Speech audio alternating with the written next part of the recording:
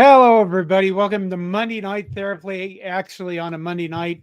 And I'm here with Scott Dochterman, who covers Iowa for The Athletic. And before we start on two things. First of all, I announced this Bug Eater shirt, and about 15 minutes after I announced it, I got an email from the University of Nebraska telling me that I had infringed. So this T-shirt and the stuff is coming down. Apparently, I can't use Bug Eaters. So you guys have like two days to buy those shirts if you want them. Look at the thing scrolling across the bottom. I like to infringe, Scott. I do. Well, that looks like a fun shirt. So, yeah. I know, right? I have a personal question for you before we start abusing the Iowa Hawkeyes. Go ahead. I actually cover the league now. So, do you? You cover the whole Big Ten or what? Yeah, not just Iowa, or you're not covering Iowa anymore? Not just Iowa. I still live here and I still write about them from time to time, but my primary responsibility these days will be the Big Ten at large. So I'll still go to Iowa games, some of them, not all of them, and I'll still write about the Hawkeyes from time to time. But yeah, the abuse will kind of go off my back now. Oh my God! What the hell? Is this a move up? I mean, are you now you're in charge of a conference? And officially I'm now a national writer, and a lot of what I'm going to be writing about is the Big Ten, which is what I've done, pretty much all summer. I'll kind of dabble in there. I mean, Cade McNamara talks for the first time. That's an important story locally, but like I wrote about UCLA last week. I wrote today about about how teams are going to be defined by their playoffs, whether or not they get there or not, because as we know, there's not a whole lot of difference between going to the Peach Bowl and the Citrus Bowl. But when one's in a playoff game and the other isn't, then it's a major difference. And I wrote, I talked to Tony Petiti last week. I did a one-on-one with him. So there are all kinds of different stories I'm working on.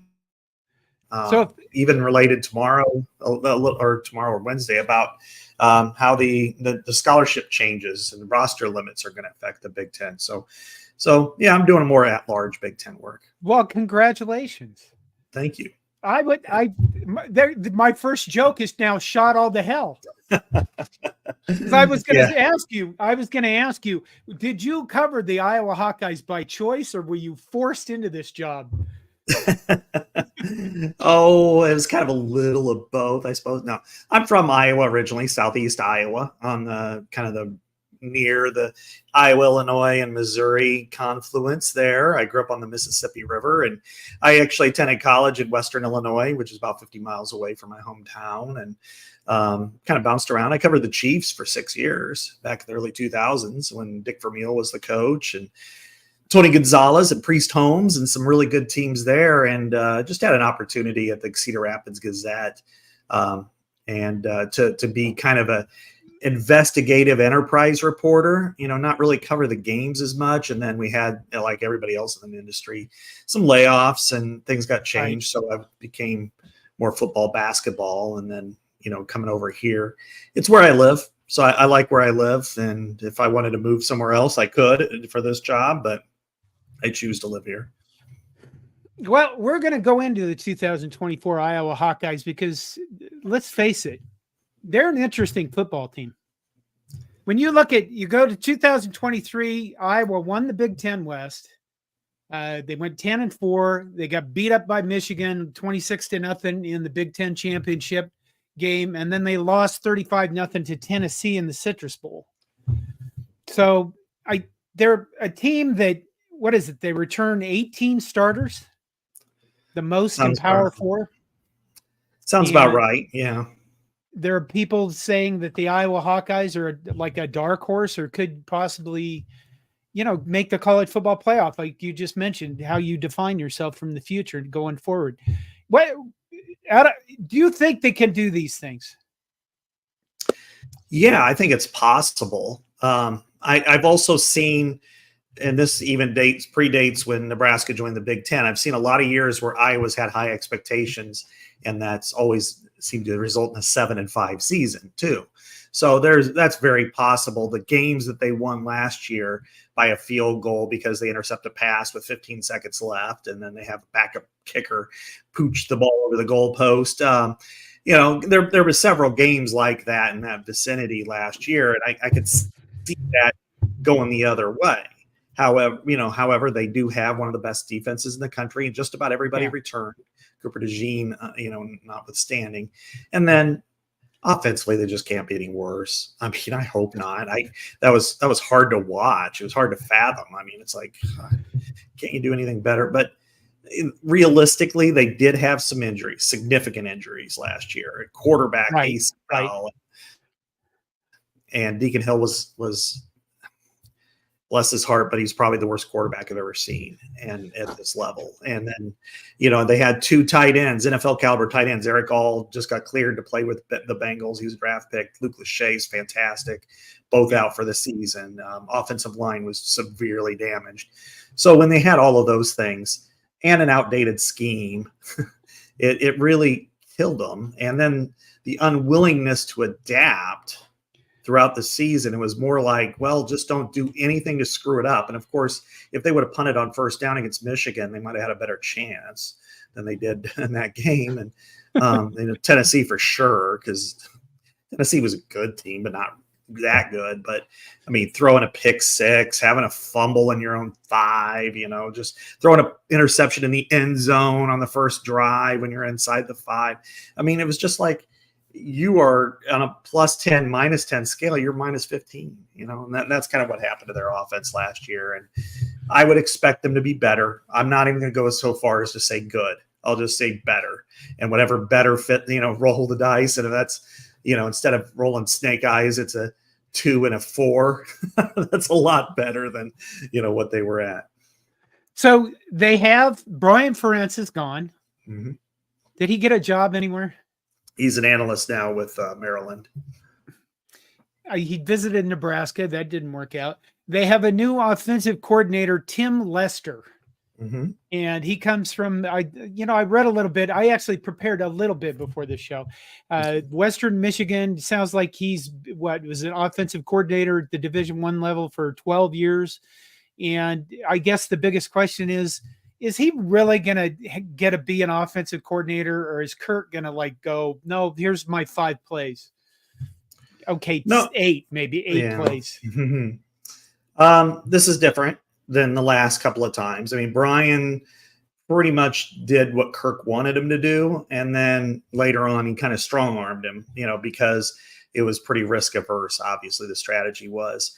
The guy before that was Greg Davis, who you may remember was at Texas with Vince Young. And that was an oil and water mix because Greg liked short passing game, but what I would always say is Texas had point guards, Iowa had small forwards playing receiver, and so throwing a 3-yard pass to the small forwards got you 3 yards, whereas the other guys were not. And then with a zone scheme, a lot of times guys didn't even have to move, they're there. And this time around, Tim Lester, he was head coach at Western Michigan for 6 years. Right. Three different times they're in the top 25 offensively. With 400+ yard seasons. They have NFL receivers, with specifically Sky Moore, who's with the Chiefs. And they had some good offenses. New AD comes in. They had their first losing season under him in 6 years. They fires him. Last year, he was an analyst with the Green Bay Packers. Got to work on that side of the ball where he's actually viewing the Ds and kind of saw what Green Bay did with tight ends, and that perked up Kirk's ears quite a bit because tight ends work here. So, it's going to be different. Kirk has given control to Tim Lester of the offense, which he hasn't really done before. And it's the verbiage is all different. It's difficult for them all to learn it because it's a Shanahan style offense.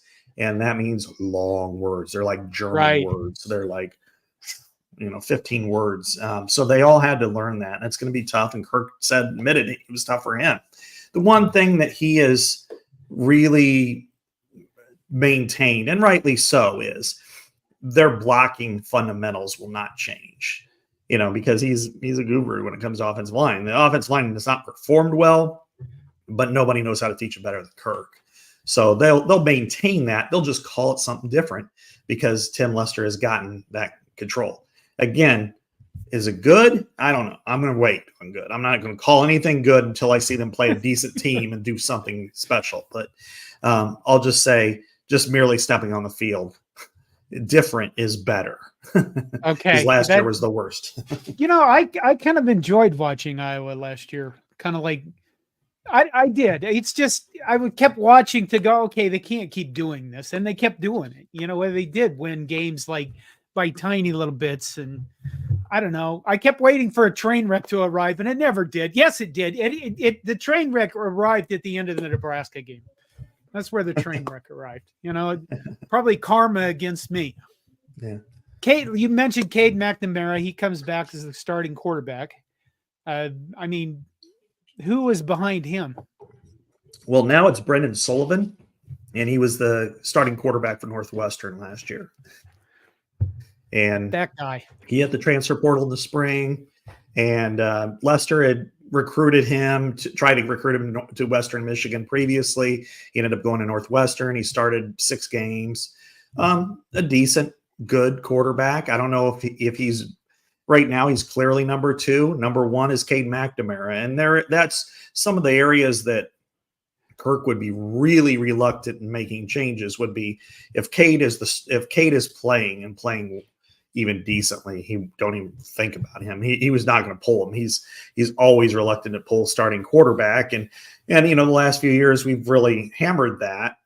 When Spencer Petras was there, he wasn't playing well. And it's like, but the guys below him weren't very good either. They were worse, in fact. So it is Cade McNamara. When he was at Michigan, he completed 64%, 15 touchdowns, 6 interceptions, that 2,500 yards his year when they won the first of the 3 Big Ten titles. If Iowa got that kind of production, then that's perfect for Iowa. But they haven't had anybody hit 60% since CJ Beathard in 2015. So they've had some real struggles at that position. And you can argue that had that position been figured out over the years, they would probably, they would have had one monumental type season. Okay, running backs. For some reason, Tyson Goodson, he was a few years ago. Yeah. That's the last decent running back I remember Iowa having. Am I wrong, or is that a long time ago? Well, he's the last one to have a really good year. I'll say that. Yeah. He had he had a first team All Big Ten year in the COVID season, and he was really good, but the line was really good too. They had a left tackle who starts for the Los Angeles Rams, center Tyler Linderbaum, who's a first round draft pick. They had a really good offensive line, and he was able to benefit from that because he fit. The next year, he did not look very good. He did get 1,000 yards, but he was not very good because he liked to dance a lot, and there wasn't a lot of openings. And sometimes you just need to stick your head in there and get your yard instead of dance for -3. They actually do have some good running backs, but you didn't see them that much because of the line play. And part of that, there are multiple layers to that I can kind of get into. And I'm not giving any excuses. I'm giving reasons more than anything. One is the passing game was so horrific that everybody just lined up in the box and they were outnumbered.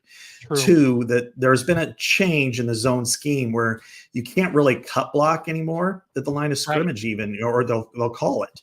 So Iowa has always relied on, when they're running like outside slant, that, like say the backside guard would, cut block the nose tackle or even a linebacker or something. And now they can't do that because they get called for it, even if it's legitimate. And, and if it doesn't matter if it's legitimate or not, and they say sorry on Monday when they send you the film, you still get called for it. So they struggled under Brian Ferenz in adapting to that. So with that, their best move was just kind of run the ball up the middle. But LaShawn Williams is still pretty good. He's a physical back, really hits the hole hard. Caleb Johnson actually has kind of NFL ability, and at times he flashed it. When he was a freshman, he ran for 200 yards at Purdue. He had a big game, I think, against Purdue last year too. And then they have another guy who's really moved up the chart He played a little bit last year when people were hurt. His name's Kamari Moulton. He's a redshirt freshman and bulked up quite a bit. He's got really the quick feet. And so they like him a lot too. So I think they are pretty good there. It's just been more so that they haven't been able to establish the running game rather than a running back being good or bad. And receivers. I mean, put it this way. If we have, well, okay, from that reaction, do they have receivers? No. Okay. They don't.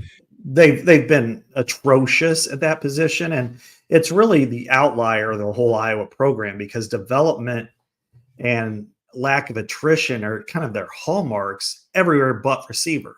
But in the last 10 years, there's only been out of 24 recruited freshmen on scholarship that came in, all but 5 left before their eligibility was up. Some of them switched sports. Brody Brecht made sense. He was a baseball pitcher. He went in that sandwich round between the first and second round. Great pitcher. Well, okay, that makes sense. But the others didn't make sense. Either they recruited poorly or they, didn't like them. And there's only been a couple that have been any good anyway outside of Iowa. So it's like, come on, guys, you're just doing a really poor job here. But they have some with average to decent talent. They're unproven. And until I see it, I'm not going to sit here and go, oh, yeah, they're going to do this and they're going to do this. I mean, I think Caleb Brown, who was a 4-star, went to Ohio State, transferred last year. He played fairly decently down the stretch. He did drop a touchdown against Nebraska. I think they missed the field goal right after that. And he's missing the first game because of an OWI, but he's probably their best. And then they have some other guys, Seth Anderson, the son of Flipper Anderson, who played with the Rams 30 years ago or whatever. And he's got some talent, and there's some other guys coming in that have talent too, but I'll believe it when I see it. So the passing game to me is one where if you're going on a rating of 1 to 10, 1 being the low and 10 being the high, it's between a 1 and a 2. Well, they have, okay, I always get the guy's name wrong. Luke Lachey? Lachey. God. Yeah. That guy's still there. Oh, yeah. Now that's different. He's a tight end, and this is Iowa. Yeah, he's a legitimate NFL tight end. No question. So basically line the box, make sure somebody covers the tight end, and blitz sometimes, and that's it for Iowa's offense. The one difference, this is where you throw in hope. Oh my God. I know. Let's give them some hope here. The difference, I'll start with the difference, and the difference leads to more hope, is that Tim Lester's offense is predicated on a lot of motion, pre-snap motion. Brian Ferenz do that a lot. There was a significant difference when Iowa ran jet sweep, even if they didn't hand the ball off on a jet sweep, but just use jet sweep motion versus every other play. And a lot of that is because it kind of replaces the need to be able to use those cut blocks. And last year they averaged like 5.1 yards per carry when they simply had that motion. They had like 3.1 when they didn't. And passing game, they completed 60% of their passes when they used motion. That's exactly the kind of stuff he wants to throw in there. And talking to the receivers, they're like, man, we're getting worn out doing all this motion. But with that and more zone read, which is what they plan to implement, it should help the pass game. Yeah, it's not going to be necessarily a run version of it. There'll be some runs, but mostly it'll be, whether they hand off or pass. Kind of RPO zone read type stuff. Yeah, right. Okay. And so it's more of an RPO, I guess, rather than a zone read. But there will be some run element to it. But mostly, it's going to be then. And Tim likes to take chances and go deep. So there's going to be some big plays out of that. They're going to have some more completions. Cade's a more accurate quarterback. I mean, granted, I was probably a more accurate quarterback in high school than Deacon was last year. So, so that's where the hope kind of lies. that if they can use the motion, they were able to cause the defense issues, got out of run fits in practices this spring, got some big plays against them, which hasn't happened in years. And that was without Cade, who was still out with an ACL. So the hope is that those types of motions and everything really changes the way second, third level defenders are forced to watch Iowa's defense, and that hesitation could allow their zone blocking to work. That's the hope. Okay. A couple comments. Clay Casselder comes in with, has Iowa ever thought about winning a championship? That's my best advice for them. Win 5 national championships. I think they claim 5, don't they? It might be 5. I know the Big Ten grants them 3. Right. So, I'm not here to judge, and I don't care, but the Big Ten, gives everybody their championships. So they give Iowa 3. I don't know where the trophies are. I know they're not in a big display like they are at Memorial Stadium, but one of them was in the 20s. I think the last one was 58, maybe 1958. Yeah. I think it was 1920, 1921, and 1958. I think they do claim them a couple more because I've been doing I've been started a history channel also.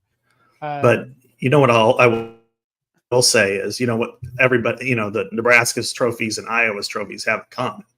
But none of today's players were born when those were born. Yeah. Okay. Greg Peterson says, whatever happened with Keegan Johnson? Yeah, that's a real sore spot for Iowa. One of the departures at receiver. For whatever reason, early in the season, he had a hamstring issue. He also had just some things he had to work on himself, and never could get a lot of that right. He played in a crazy rain game. I think it was in 22. Yeah, 22. Then re-injured his hamstring, was out for most of the season, came back for a couple of snaps against Nebraska, and then just transferred to Kansas State. And he had a nice year. I think last year he was like their 3rd or 4th receiver, and they were pretty good, and they're pretty good offense. So, that was a huge loss because I think he was the type of player that they could have, when he was a freshman, he was a big play threat, made some good plays. And I know Iowa really would have liked to have had him, but I also think that he probably saw what the offense was and says, I didn't want to waste my time here. Okay, let's move to the defense. The best defensive coordinator in the nation, Phil Parker, 12th year. He's back. Is he the best, DC? I think you got to put him in the top 3 at least.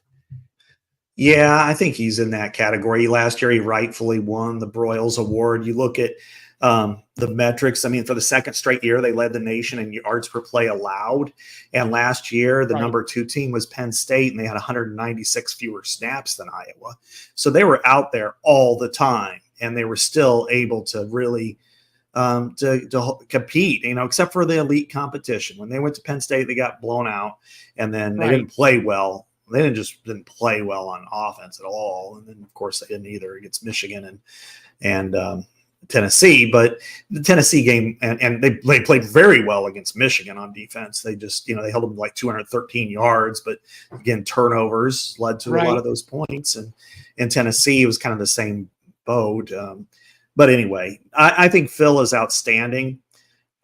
Kirk, worked with Nick Saban when they were in Cleveland, so they've known each other a long time.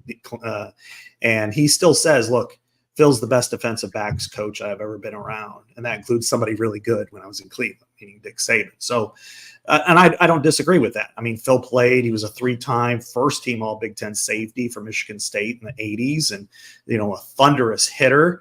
And the things that he does so well, that Iowa does so well defensively, is I always say that this is like the most self-aware program in the country because it understands what it is. And it doesn't try to get too much beyond that. But the way that they play at the levels and understand what to do well and how they get everybody on the same page competing is rare. And one of them is they up front, they run, a 4-2-5 now is their primary defense. They two gap up front. So a defensive tackle may only get 1 or 2 tackles per game, but they tie up the blockers, and they do such a great job of that. And then allows somebody like Jay Higgins to go to the ball. And then it also, even more importantly, allows them to play with 7 in the box against the run and be successful at it, which enables everybody's eyes to remain on the quarterback. And they play primarily quarter, half defense. Geometry is huge for Phil, and he is relentless with this. He's got a temper that you wouldn't believe. But if the ball's here, you're here. If the receiver comes here, you're here. And they have to know that. And there have been a lot of times when their most talented players don't play because they just can't figure it out. But as you can see that it's over the years, it's been very effective for them. So rarely do they have to go eight in the box unless they're in a goal line situation. They're able to play back and, half coverage in a lot of cases and look with eyes on the quarterback, which allows for a lot of interceptions. And then, once in a while they'll stunt, which is what they did against Nebraska on that final play, which was drop the defensive end into coverage. So they do that when you least expect it. And it's like, oh, there it is, So he's outstanding in that. And I'll give a cap tip to Seth Wallace, who he is interviewed for a lot of defensive coordinator jobs. I think if there's anybody on staff here that's going to be a head coach fairly soon, it's Seth. He just became Ferenz's first assistant head coach this offseason. Got bumped up to $1 million, and he's the assistant defensive coordinator / linebackers. There was Minnesota was coming really hard for him, and they didn't want to lose him, and he didn't want to leave. So they bumped him up and gave him a new title, and away they are. But yeah, the whole entire defense, the coaches fundamentals are critical for that unit. And as I said, kind of the knowing where to be on each and every play, and no matter the position on the field. Cooper Dejean is gone. Mm-hmm. I mean, last year we lost Iowa. Nebraska lost Iowa. The year before, Cooper Dejean goes out of the game. Nebraska beats Iowa because nobody can cover Trey Palmer. Yeah, that's true. Basically, that's what it came down to. So I'll ask you about defensive stars for this year, but that is a huge loss. I mean, he's like, what is it? The only white cornerback in existence on the entire planet of 8 billion people? Is he playing safety or cornerback in that? That's a good question. He's kind of everywhere. I don't know where Philadelphia is going to end up putting him yet.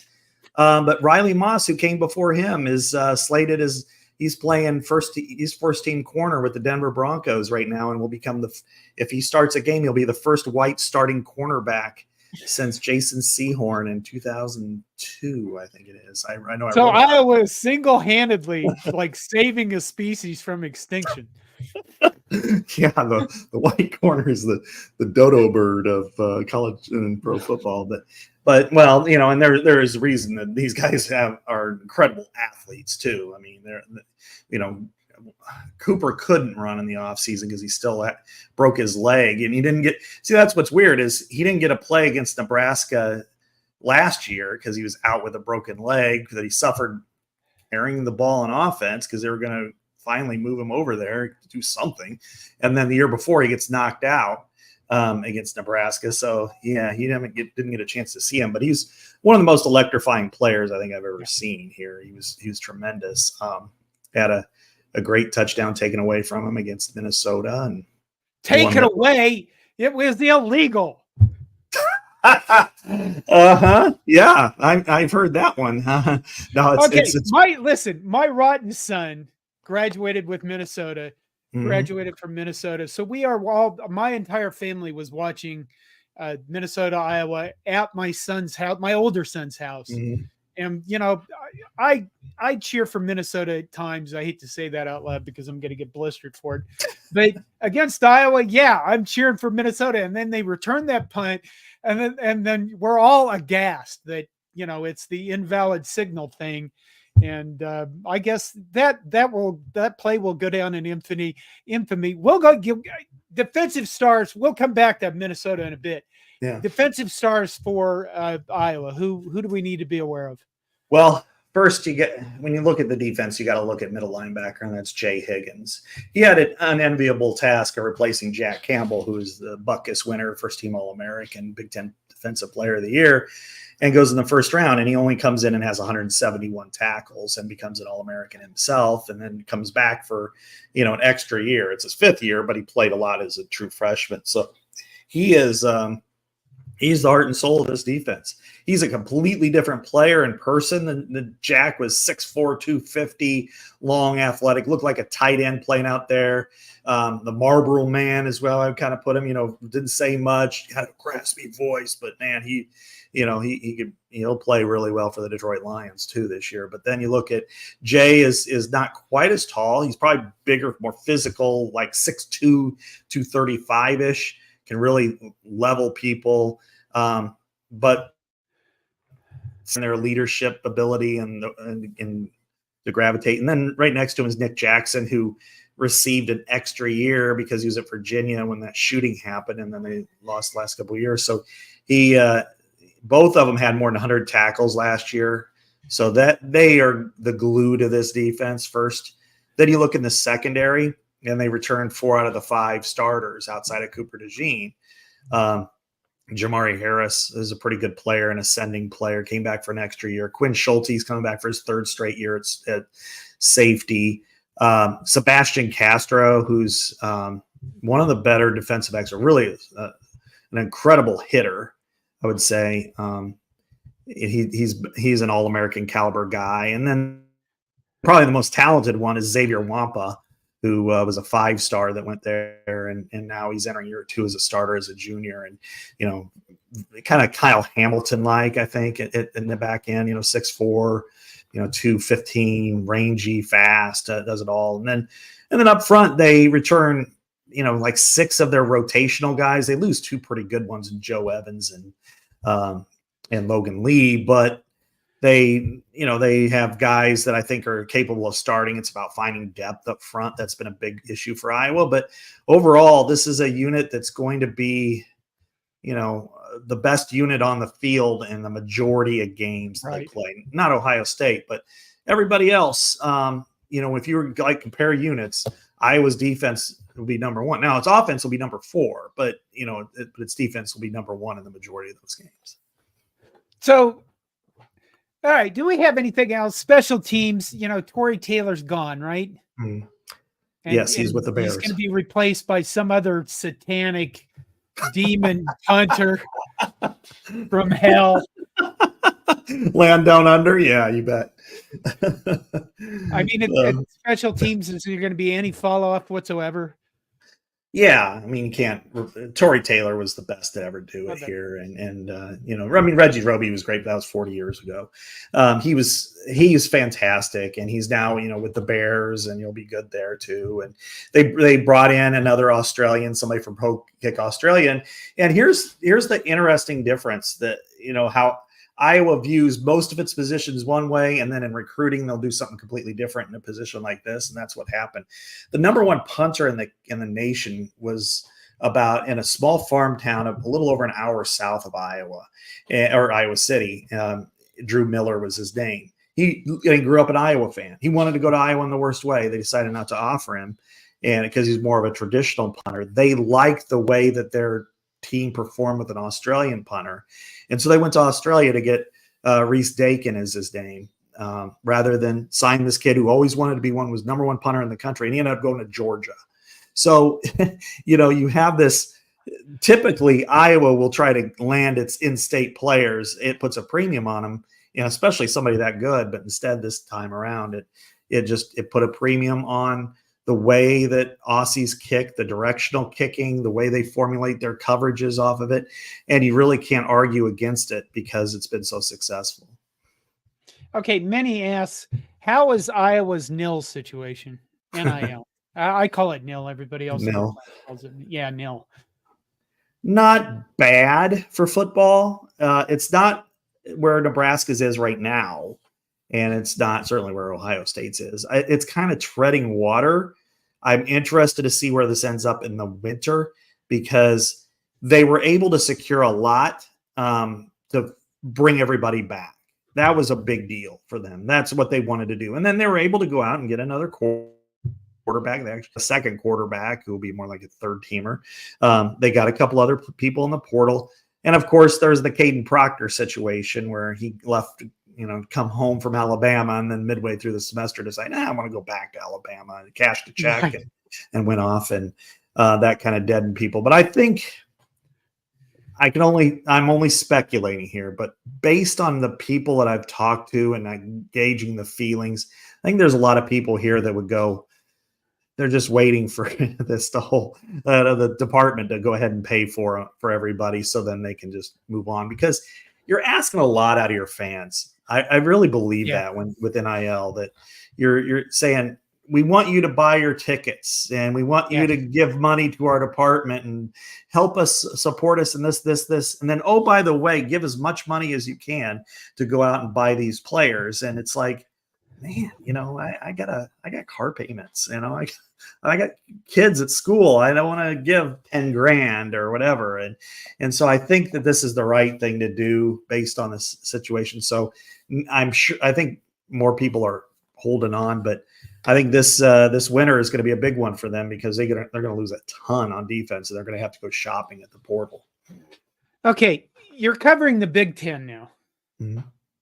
Okay, I guess there's one more thing I'm going to ask about Iowa, and then I do want to talk about the Big Ten, because the House settlement papers got filed, and we should go into that, because now you're an expert at it, right? That's like throwing a dart at a board. Today I'm an expert in the House settlement. the question is Kirk going to stay at Iowa as long as PJ Fleck is at Minnesota? I don't know. Because he had to be the anonymous coach that said Fleck was trying to get out of Minnesota, didn't he? Come on. No, Kirk wouldn't say that. He wouldn't say that. Now, maybe the basketball coach would say that about his competitors, but I don't think the football coach at Iowa would say that, or the head coach would say that at Iowa. It wouldn't surprise me if Fleck is trying to get out. But he needs to do it when he gets a good season, and that you can't get a job. Like I look at Matt Campbell in a similar vein at Iowa State. He's the hottest coach in the country, and he is fantastic, by the way. He is a very, very good coach. But when you're 7-6, you're a fallback at best. You can't sell that anymore. I couldn't, if I was an AD, I can't sell that. Yeah, we hired a guy that's 7-6 last year. And Iowa State would butcher you. Yeah. Now, if this year, I think Iowa State, to veer off this, they return the most production of any program in the country. 86% of their plays from last year return. They have a quarterback, first-year starter, had 3,000 passing yards. They have a really good team that is capable of winning the Big 12. And if they can do that, it would not surprise me at all if he's got another gig lined up next year. But PJ's, I think PJ's in a more difficult spot, though.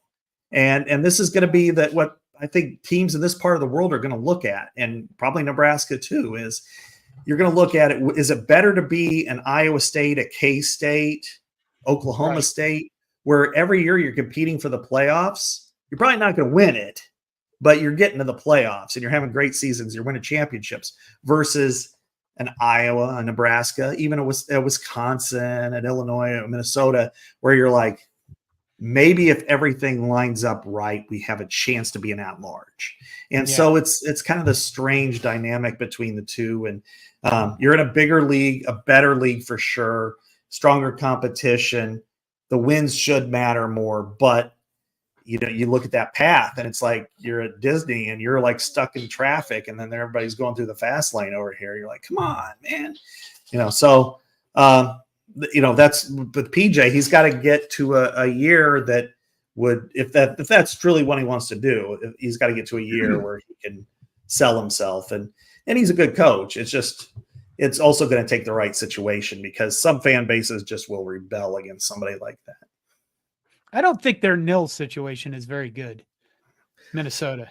No, it's tough, as being you're having family up there, and my kids both went to college in Minneapolis, so it's automatically number 5 there. anything Yeah. Gophers is number 5. It's the Vikings. It's the other 3 sports, depending on how good they are, and then Gophers. And actually, they'd be number 6. Years ago, I attended a Chamber of Commerce meeting at the Vikings and somebody stood up and said, "What are the 2 most popular teams in the Twin Cities in Minnesota?" And it turns out that it's the Green Bay Packers is number 2. So they're actually down down even below that. Right. So, I mean, and that's unless they're playing basically the way the Gopher fans kind of react and think is if they're playing Wisconsin or Iowa, then they'll get jacked up for it. Yeah.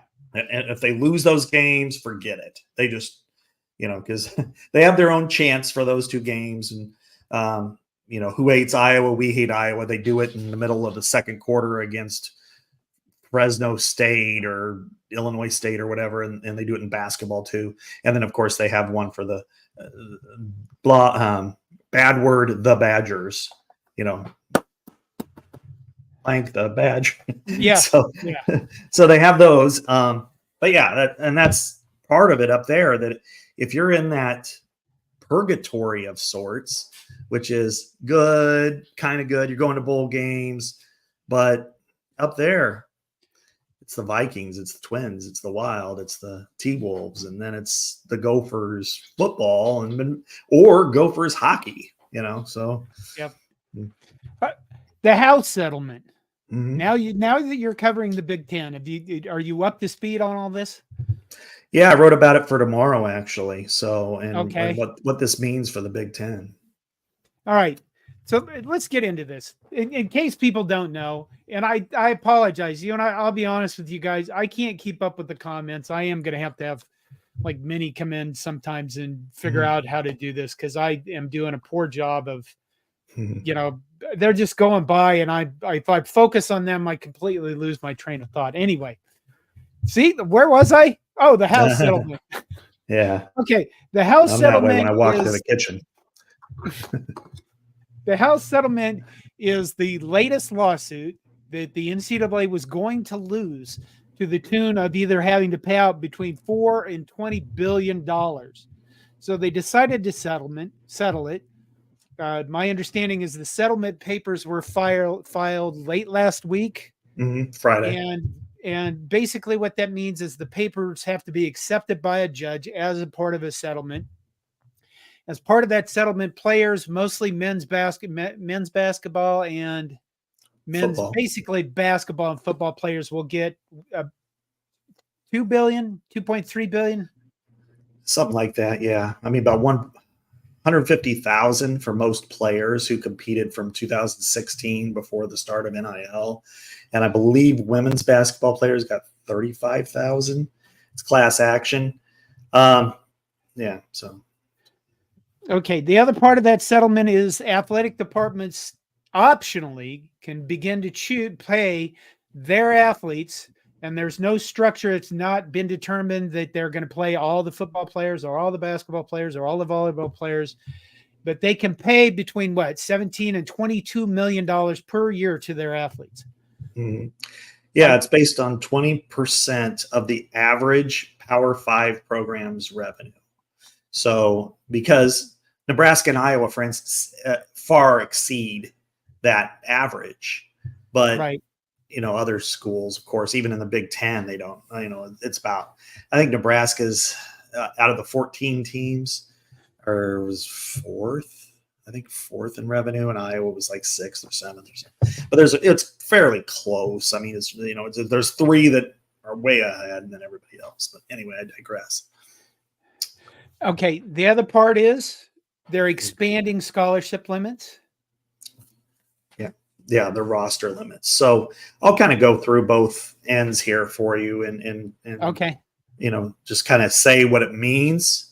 I actually think the more I've written about it, at first it's hard to get your mind around it because we're used to a certain style, and it's like, what? But the more I think about it, the more sane this kind of begins to settle in. And the money part of it. Right now, it's at right around $22-ish million. that the athletics department will be able to spend on its athletes on revenue sharing. Up to, you do not have to spend that. And a lot of departments won't be able to afford that. But I know from talking to Beth Getz at Iowa, and I know, I'm sure the same way at Nebraska and several others, that I see the comment. It's right now it's selling between 20 and 23, and then, it could be 23, it could be 22, whatever. The main discussion right now, and this is something that has not been settled, and it is going to probably be a court case one way or the other, is it going to be based on proportionality, male female ratio, or is it going to be based on marketability? And right now you provide the opportunity through scholarships to be equal, but there is a discussion that's where it stops. It doesn't mean that you have to pay it proportionately to male-female ratio. However, some people do interpret it as such. To be real for a minute, the reason why people join collectives are for football, men's basketball, probably, maybe women's basketball, and then your favorite school's niche sport. Right. Nebraska, probably volleyball. Iowa, probably wrestling. Ice hockey at Minnesota. Maybe somebody else, it's baseball in the Big Ten. That's what this is about. And so if you go with marketability, which makes sense, it seems to me that 75 to 80% of your money should be allocated to the football team, probably another 10% to the men's basketball team, and then 10% for everybody else, or thereabouts. If you go 50-50, it really solves not only nothing, it creates more problems, because then you've just decided, well, why are we wanting to get rid of collectives? Now we need collectives, because if you're going, let's say it's $23 million, and there's a larger female population on your campus, so 13 million goes to the female athletes and 12 goes to the men's, and so 12 million out of that 12 million, you're going to spend 10 or 11 on men, on football, and just isn't going to work. So I think it's probably going to end up that way. But Texas Tech got a pitcher for like $1 million, and I just don't. But I think the good thing is that there's going to be, now schools are just going to have that pool, and they're going to be able to spend it on what they want. And Nebraska, that might be, we value our volleyball team third, and we're going to make sure that we could not only go from 12 to 18 scholarships, or roster limits is what they're called, and we're going to pay them like heck because we want to be the best volleyball player team in the NCAA. Great. Iowa wrestling. Hey, we can go from 9.9 scholarships to 30. We want to get the best wrestling team in the country again, because it sucks to be second to Penn State every year. So they're going to pay them, But, what does that mean for baseball? What does that mean for softball? Well, sorry, go out and raise some money. But it's going to be home rule for that. And I think that's smart. And then according to the scholarships, this is where it will have to be careful, is that you've got teams, that if you got 105 is now the roster limit, and you can scholarship 105 for football all the way up to that number. But you also don't have to, because there's a lot of concerns in this part of the world. As walk-ons are, their own legacy at Nebraska, at Iowa, Wisconsin, and other schools that, you can, there's not a difference. I always look at it this way. It's kind of like when you start to get into the 3 stars, offensive linemen, small town guys, they're like a 5th round pick, and then you sign, an undrafted free agent. You don't know who's going to be really better. Right. It's just one looks a little better, and but once you get them in a weight room, maybe this person that was playing 4 sports didn't take weight well, didn't eat right, whatever, and then boom, they blow up. I mean, Iowa's had tremendous success with walk-ons. Of course, Nebraska's history is that way. Wisconsin maybe has been as good as anybody in the country the last 25 years. So, with those schools, maybe they don't scholarship all the way to 105. Maybe they just scholarship to 95. or at the end of the year, they provide the little bit of extra to get them to that level. And then maybe they split 10 scholarships, something like that. But the other side is if you go to 105, you got to go 20, 22 or whatever on the women's side, or subtract from the men's side. So you might say, Sport X, we don't want you anymore. So, yeah. Nebraska Rascal brings up something that I hope you can explain a little bit. He says, I'm sure there will be a lawsuit filed with the NIL Collective over $600 has to be approved. There's a provision in this where the NCAA or the school has to approve the NIL deals, right? Mm-hmm. Do you understand that? I know a little bit about it. I read through the filing today. It was like 135 pages, and I read through a little bit of it, and I'm not a lawyer, so I'll just try my best here. But yeah, I expect there to be legal challenges to some of this, but I also think that they provided them with enough of a structure that they can try to say it has to be real NIL. And I know that's actually what I've talked to all the ADs that I've ran into, that what they fear the most and what they hate the most about this is it's not paying athletes at all. It's not paying them what they're worth. It's the basketball player who gets on campus and signs a couple basketballs and gets $100,000. That it's like, right. If they're promoting somebody, if they're, if this is what they're worth, that's fine. But it's kind of like you're doing work by here you go, and here's your check and move on. Then that's not anything that they want to be a part of. So that's why they're trying to car dealership. Yeah. And if you don't have to show up or whatever. So, they want to eliminate some of that. And yeah, I'm sure in a lot of these rules will be challenged. I know the Title IX situation regarding pay is going to be challenged by both sides, one way or the other, no matter how it comes out. But as I said, if it's based on student ratio, then it's it really doesn't make sense, because we know who's marketable and who isn't. At Iowa last couple of years, obviously it's football. Men's basketball still fits into that. Women's basketball certainly does. And they were lucky that right. Caitlin Clark's deals were outside of the collective, and then wrestling. And then kind of after that, it's probably like baseball or, something like that. But in Nebraska, it's probably football, men's basketball, and volleyball are probably tied for second, something like that. Maybe women's basketball fourth. I don't think so. Really? You think I think volleyball would be, volleyball would be probably second, but baseball, I would even put baseball above basketball. Really? I think Nebraskans would be okay with a basketball program that didn't embarrass them. Now, they do fill up PBA, the Pinnacle Bank Arena. I think they want to have a program that, like I said, doesn't embarrass them. But I guess I would be surprised if that was above baseball and volleyball. Okay. Baseball at Nebraska, moving to the Big Ten really damaged the baseball program, because, as you know, the Big Ten is like baseball, whatever. Yeah. Maybe that'll change with the 4 schools coming in, and maybe a little more influence with baseball, but I don't know about that.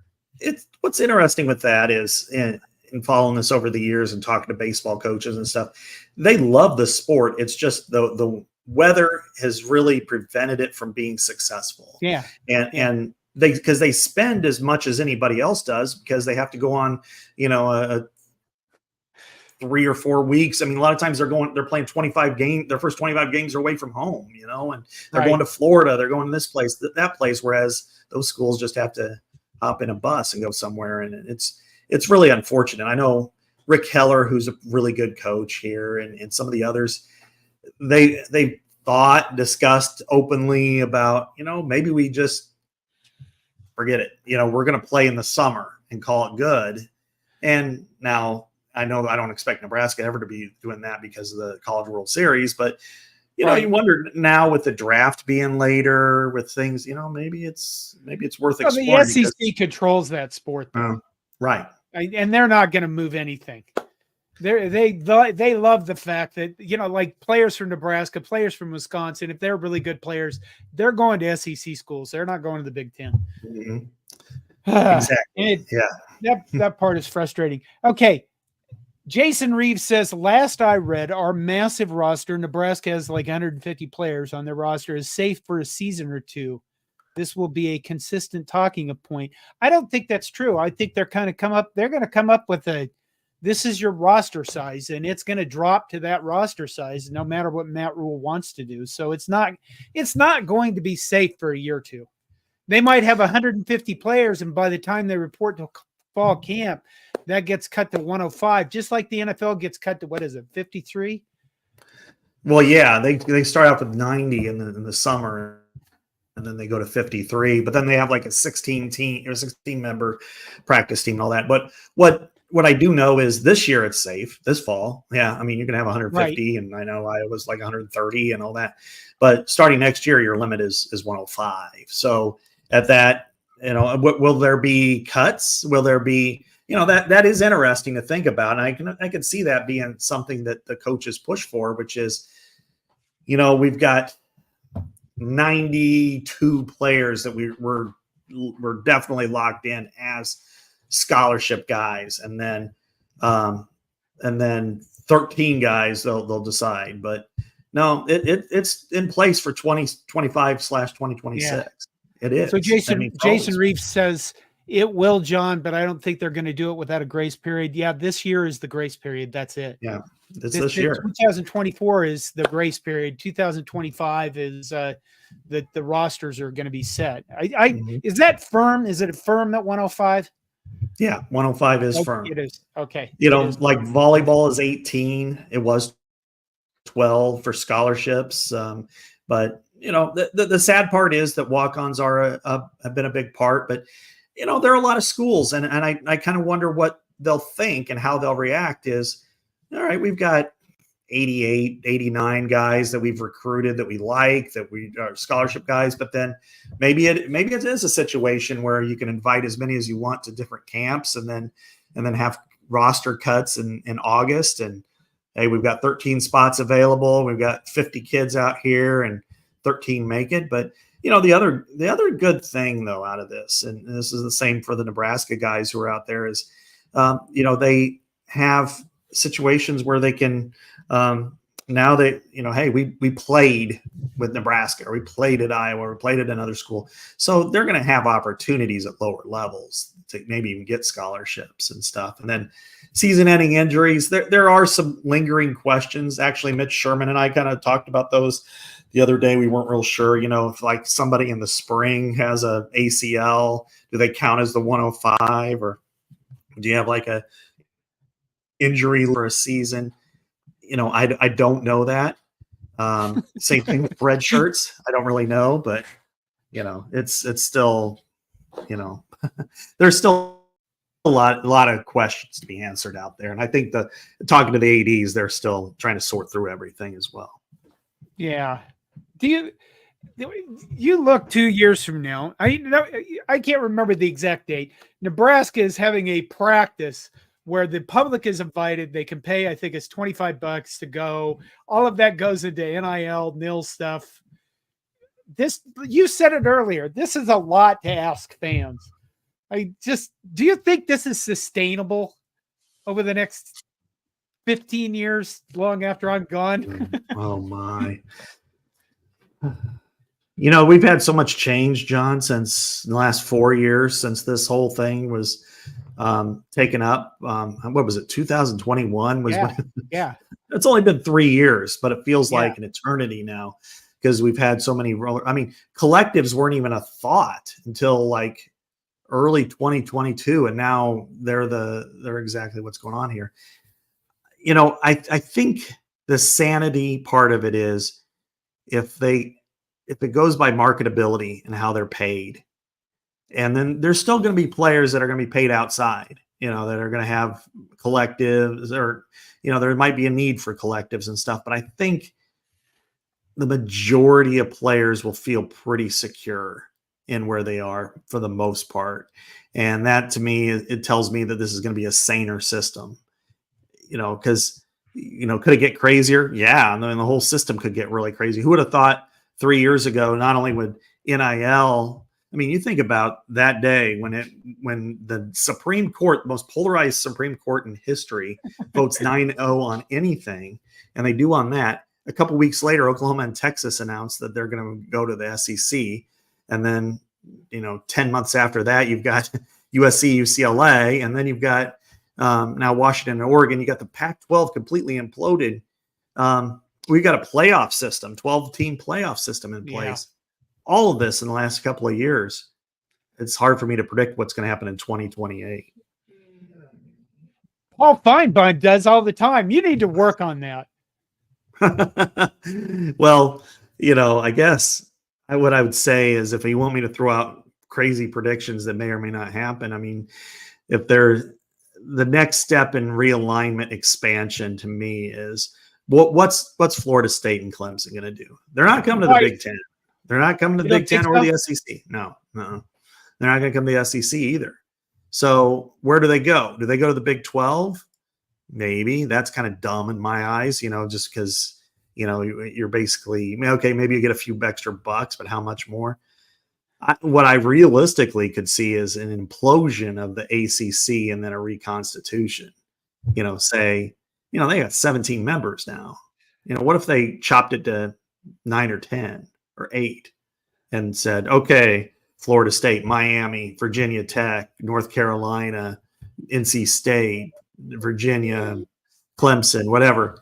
They put together a football heavy conference. They probably have the same pool that they currently have. They just all get a bigger slice of the pie. That would be what I would think might happen first. And then, from there, maybe then you'll see like Pitt and Syracuse go to the Big 12, that type of thing. All right, I'm going to take some comments. Fred Sacco says it's 105 less than we currently get. I thought the number was like 80 something prior to this. 85 scholarships is what you have. The roster could typically be whatever you want. Nebraska has, I think, 145 players on their roster. Let's see. Fred Sacco also says red shirts count. They count against the 105. I mean, you think about it. You have look at the NFL. You have a 53-man roster, and you have specific position or players like that, but it's still one roster. And if a guy gets hurt, well, he gets go on injured reserve, and you got to pick up another player off waivers or something like that to refill it, or off the scout team to refill your roster spot. So lay down. Yeah, I mean, red shirts are definitely going to count among this because you can pull red shirts at any time. The one question I have, and I can have, I'm sure somebody can give me an answer on it when they know, because it's still being worked at, is say an injured reserve. Again, the scenario of a kid tearing his ACL in spring football. Does he count on the 105, or can you say he's out for the season, based on injury? But my guess is yes, he still counts on the 105. I mean, right. You don't, in basketball now, you have men's basketball have 13 scholarships, that goes up to 15. Somebody tears their ACL, they still count as your scholarship now. So, but yeah, now you have 85 scholarships and you can have whatever you want when it comes to, roster limits. That just changes. Clay Casselder asks, why would Florida State not come to the Big Ten? It's more about the Big Ten right now. The Big Ten doesn't have any interest in those two schools. Part of it is, its reliance upon AAU membership. Nebraska was a member, and then Texas found a way to get them evicted from it. But that is, it's not a requirement. But it's like, if you don't have it, you better have something else academically. Notre Dame does. Nobody else really does that's not an AAU member, which is why they haven't pursued an Oklahoma or Florida State or whatever. Could it change? See, Sure. I don't think that matters. I think that matters to a president at Minnesota. Would look at, he has to fight both the academic people and the athletic people. And if he doesn't, make the academic people at him, he's not going to be a president anymore. I don't know if the AAU thing is that big a deal other than bringing in shit tons of money to a contract. But My personal thought is it's a little bit overblown, but at the same time, I've worked for universities. I do a lot of work for a university. They do have to make the academic side happy, or the academic side will just shred them. It's mandatory, basically. It is a very important element to what the Big Ten does. I mean, this is a conference that's been in since 1896, and they believe in this. And this is a presidential level that is unchanged and unwavering. And there have been schools that have inquired they've been very interested in for their athletics, but academics is, and even Patini boiled it all down last week. It's academics and it's football. That's what they're looking at. And, Florida State, the other part is, if you think about it, Florida State hasn't really been a good member for the ACC. Florida State has sued the league. Florida State has done all this stuff. The Big Ten wants people to get along. I know during COVID that became an issue for a few schools, and they want, they don't want somebody to come in and act a certain way. And I'm not saying that would be the case, but but it is certainly something that people would take into mind. It's like, you're not an AAU school. You're not contiguous to anybody in the Big Ten. We don't have a history with you. And, and frankly, you look at their football under Bobby Bowden was one thing. Yeah. But football the last, since the Jameis Winston championship, it's been pretty up and down. So last year was really good until, of course, they, lost Jordan Travis. But I just, and Clemson, there's really nothing culturally that Clemson has in common with anybody. Like, see, if they were going to go to the ACC and get teams, it's going to be North Carolina and Virginia. I mean, that's just, really, yeah. I mean, North Carolina is the linchpin to next round of realignment. And that will be the one that the SEC and Big Ten will scrap over, is North Carolina. Really? Because it fits everything that they want. Why? I didn't. Well, football is average, but when you look at they are AAU, it's in a growing area that continues to be that thrives. It's a prestigious university.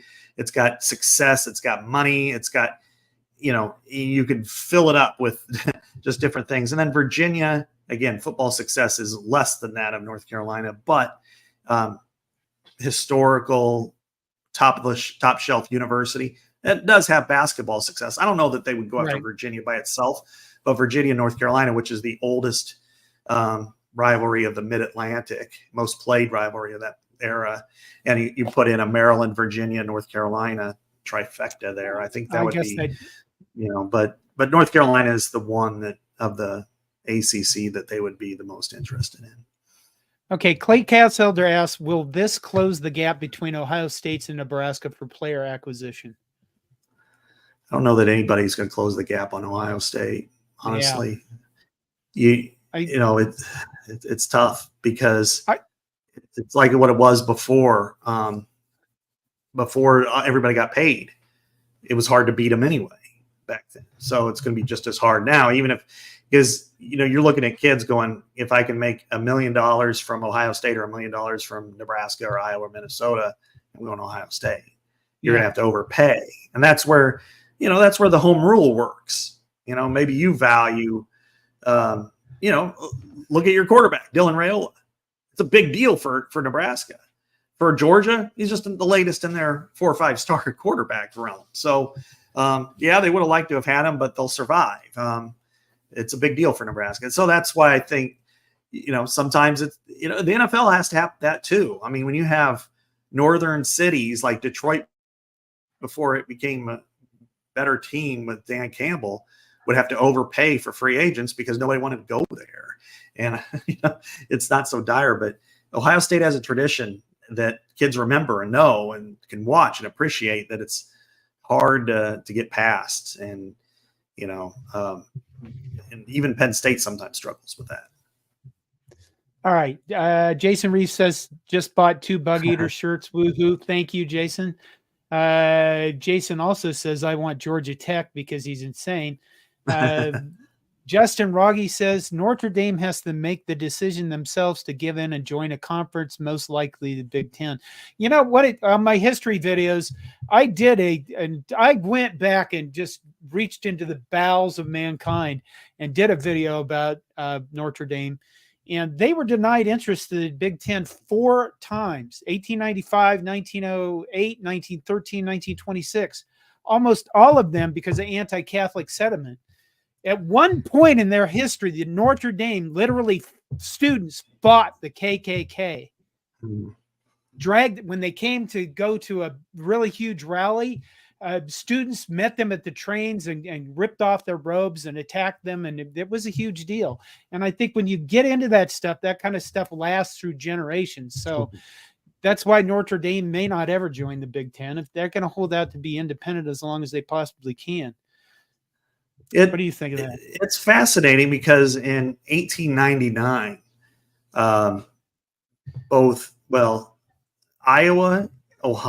Iowa, Indiana, and Notre Dame were all invited to make a pitch, and it applied to the Big Ten. Iowa and Indiana were accepted as the first expansion teams in college football history. Notre Dame didn't show up. So, and then they said, well, we're just going to stick with 9. And then later Ohio State became 10 at that time. But in last year, we did a series of stories about realignment. And I talked to Jim Delaney for about a 4-hour block and went over the 1999 situation when Notre Dame turned down the Big Ten. And he said that the rumblings that they still feel that way, even if there's no realistic reason as to why in the modern era, but they feel that way, that they were slighted by, Fritz Chrysler back in, whatever days. And yes. Okay. But there are a lot of Catholics that go to all the other schools and watch the other schools, but Notre Dame, that's been the white whale. That's like Legends of the Fall movie, and Tristan is is Notre Dame, and the Big Ten is Julie Ormone's character, and it's just yet if Notre Dame's interested, the Big Ten's expanding, but it's probably not going to go to them unless they feel like that the answer is already yes, because they've already been spurned. Right. All right, Justin Rogge says, check out Hardcore College Football History for more college football history from John. That's my other YouTube channel. Just did one about amateurism and how it started in Victorian England and with muscular Christianity. I don't know. I like this stuff because I'm old. I do have cool. one more thing for you. Okay. And we have to talk about this. This is Caitlin Clark. Oh, no. She's now in your rear view mirror. Yeah. And I don't care about the WNBA. I don't care about the NBA. There's just sports I'm never going to watch. Okay. But I do want to ask you this. She is a cultural phenomenon. Now, why is she a cultural? All this stuff left in the past, Iowa, Nebraska basketball. Why is she so huge? Is she a matter of she is really that good? Or is it that good being in the right time, the right place, and having Angel Reeves as the arch rival villain? What the hell? How did she become this enormous? I think it started with she could do one thing that nobody else was doing. That's hitting logo threes. So people were watching her because she's hitting these 35-foot 3-pointers with regularity, not 1 out of 10, but 4 out of 10, and people are blown away by that. And the fact that she's scoring, and it became kind of this groundswell of support from, I'll say from women, but also from younger women, teenagers, girls who, let me be careful with how I phrase this. For the first time, they saw a popular female athlete who looked like them, who was from an affluent community, suburban community, Catholic high school, show swagger, show grace, be interested in the same things they are, be fun, be energetic, do all these things, and win basketball games, and do it with a flair and a style that they could appreciate. And it meant people were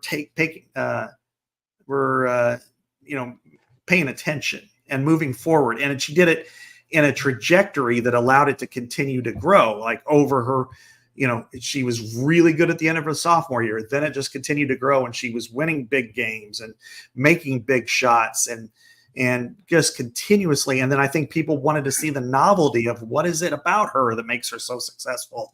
And then they're there and they're blown away. And again, when we look, John, at all these cultural meets sports phenomenons, they're fairly organic. And I think this is the same thing with this, that people were captivated by her, by all those, the aura of her. Then they saw the basketball part of it. They were interested in her. And it's like, and she's not going to UConn. She's not going to Tennessee. She's just from the Midwest. And she's going to Iowa. It would have been the same way if she was at Nebraska doing the same thing.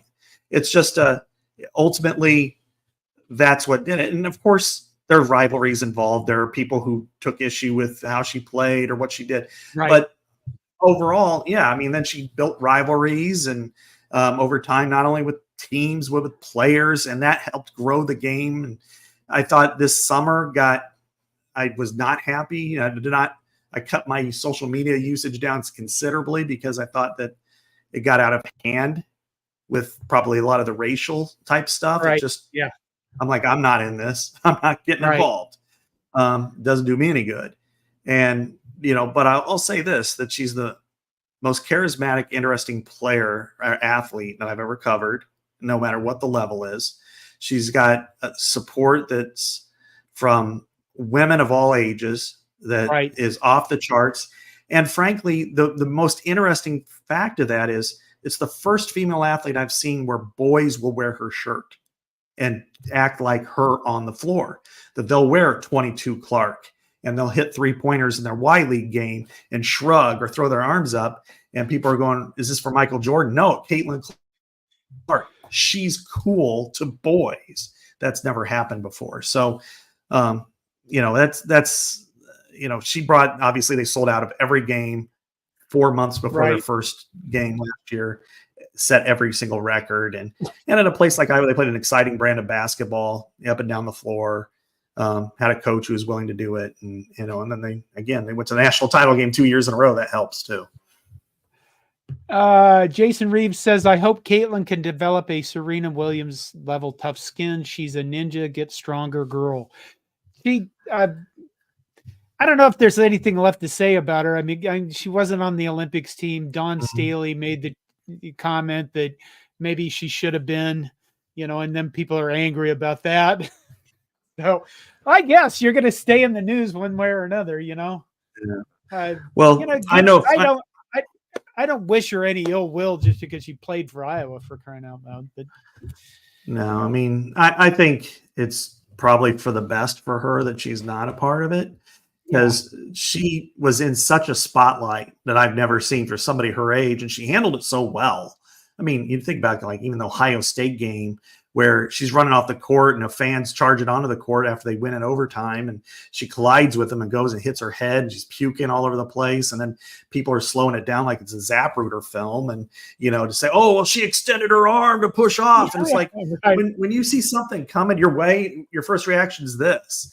And she put her hands out. Yeah, of course. But, and so it was just kind of, it was ridiculous. And then to, go from the national championship to a week later getting drafted to then go into the WNBA, and she's setting all these attendance and viewership records there and all the stuff with her and Angel Reese and Race and all, and now it's, she's got a couple weeks off, and I'm sure and I think she was going to Mexico, and then I'm sure she's probably just going to go with her parents and hang out and eat yogurt or something. I don't know.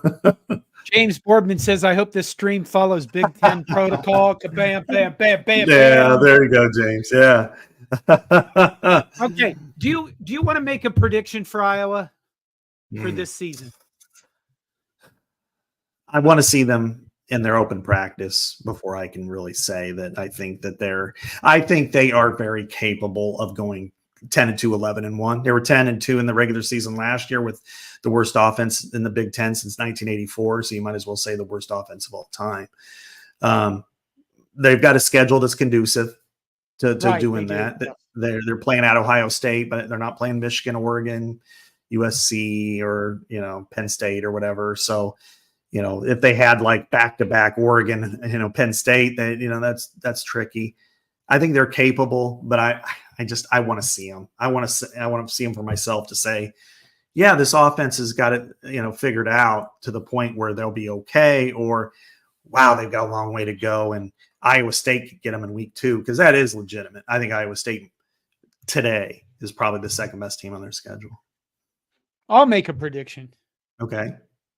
Because for the last 2 years, 2 years ago, well, 3 kind of, but 2 seasons ago, Nebraska kept Iowa from winning the Big Ten West. Last year, Iowa kept Nebraska from a bowl game. There has to be something at the end of the year. And here's what it's going to be. Nebraska-Iowa play for the chance to take on Oregon in the Big Ten title game. How's that? Huh? Wow. Because if you're going to be fine-bombish and you're going to make predictions, they better be bold. You know what I mean? You should make bold predictions. That's my belief. And then the key is to only tell people which ones you got right. Exactly. I don't even know what Yeah. Yeah, exactly. He's the most accurate one for every year, except for all those other years. But yeah, John Schmidt says I predict they're going to lose to Nebraska. I think this is going to be you know what? I said this to my writers at the beginning of this year. I said this is going to be the most interesting year of our lives. Well, this is where my job changes, is that like for the front part of the season, I'll probably cover a lot of Iowa. They're playing some interesting games anyway. They're playing, Iowa State, who, that's, you could be talking about the Big 12 champion versus a potential at-large team in the Big 10, so, that's a good game. Minnesota, based on last year and 130 years of hate. And then, Ohio State, Iowa, that, could tell us a lot about both teams and where they fit in the world. But if Iowa's mediocre or so, then I'll probably be doing something else in November this year because of the playoff. And the coolest part about this playoff to me, and then I probably go before I get divorced here, but is the coolest part about this playoff to me is that it's going to bring in a ton of games that matter directly and indirectly, that maybe it matters directly. What if, based on the schedules of these two teams, what if Nebraska, say, loses to Ohio State and USC and is 9-2 going to Iowa City, and Iowa's 10-1, and maybe there's an outside chance at the Big Ten championship appearance. Maybe there's a playoff berth at the end of the line, or maybe it's Iowa who has that chance and Nebraska's trying to thwart them from it. But Nebraska's a good team and it's at night and it's a Kinnick. That's one aspect. And then the next day you got Kansas State, Iowa State. And you've got, maybe Wisconsin, Minnesota. Maybe Wisconsin's in that ballpark, but Minnesota isn't. All these games that before were for the right to see if maybe they go to the Peach Bowl or the Citrus or the Outback. Now it's like a playoff spot. And that's what I wrote about today, was that these games define seasons much better and much more differently than they ever did before. Top 4 from the Big Ten make the playoff? Top 3 for sure, and 4 is going to be right on that borderline. Right now, the 4 that I have would be Ohio State, Penn State, Oregon, and Iowa. And I'd say Michigan is not in that ballpark because they're it's Nebraska. It's our turn, Scott. We have Dylan Wright. Here's the thing. Last year, we had a defense for the first time in God knows how many years. This year, we might have an offense. God, we're just like Iowa in a way. I mentioned this to somebody last weekend when I was in Indianapolis. I said, everybody would have known how bad Nebraska's offense was if it wasn't for Iowa last year. That's true. That is true. This year we have Dylan Raiola, and we have receivers and we have running backs. We have, God help us, the dreaded P word, which is potential. Mm-hmm. a lot of it. And Yeah. I'm drinking the Kool-Aid it's almost August. It's almost time to start chugging. And I think the more I get close Right. to this season, I think it's going to be an exciting year for, well, college football. I There you go. agree. And I think when that's what it's all about, though, right? You want to go in with hope. You have to sell Yeah. hope and you have to believe. Because if you don't, if you're going Debbie Downer, and Lord knows, last several years, it's been like that here when Brian Ferenz was the OC. Oh, we're going to suck. I'd write like a story. And first, all the comments negatively, they weren't from any other team except Iowa. Fans who are just like, doesn't matter if Brian Ferenz is still our offensive coordinator. It's like, I hate dealing with you guys. You guys ruin it. And so that's what it's about, though. This time of year, everybody should be excited. It's football. Football season's fun, and in college communities, there's nothing like a big football game. Whether it's under the lights or whatever. It's just it has a feel to itself, win or lose, but mostly win is good. And I always tell people, don't wish your football away. Don't start getting halfway through the season. Well, I can't wait for, here they lose a game and it'd be like, oh, can't wait for basketball or next year or fire Ferenz or whatever. And it's like, guys, don't wish away football because in December you're going to wish it was all here. So enjoy it while it lasts. Jason Reeves says it's our turn, damn it. Fred Sacco says, Dochterman fired up John way after bedtime. My bedtime's actually around 11:30 p.m. It's a matter of whether or not my brain is in the right condition to actually do all this stuff. And Minnie is behind the scenes helping me with the comments, which thank you, Minnie. Stick around after we're done being live. I want to talk to you for a minute. But it's not a matter of late into the night. It's a matter of my brain being not screwed up. Aaron Keene says, bless Saint Dylan, Gregorian chant. My God. You mentioned the word hope. We're going to go real quick. You mentioned the word hope. I'm just going to say this. I am going to do my best. The t-shirts that say fuck everything, there is no hope, fuck everything, go big red are coming down off the site because it's time to retire that. There is hope in Nebraska. I know that I made that phrase big and popular with everybody, and you tend to get stuck with stuff. And I really want to retire it. I want to say, no, there is hope, and we're going to have a damn good season in Nebraska. And this is going to be, it's going to be the most interesting year of our lives. I can't wait. I really can't. Well, I always say I don't want to wish away summer, but once you get close to August, then I get excited again. And I agree with you. I mean, I look at Nebraska's schedule and I think, yes, in the past that some of those teams have caused Nebraska a lot of issues, but I think Nebraska is better than most of the teams there. I'd like, the Colorado game will tell us everything about both teams. I think that's a high pressure game for both teams. Yeah. And then, but as you get into the Big Ten, there really are 4 teams that are beatable right away, but they're in similar positions. And when you talk about Illinois, Purdue, Rutgers, I think is going to be pretty good this year. Indiana is rebuilding, but new, and those are teams that sure you should beat, but things have happened differently.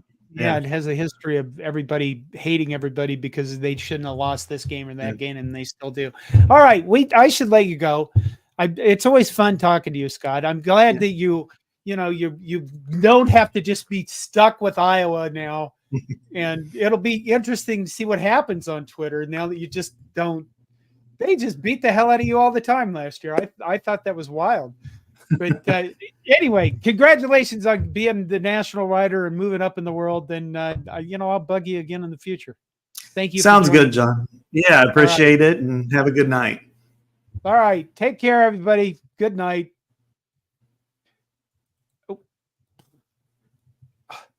Oh my God, I can't end the stream.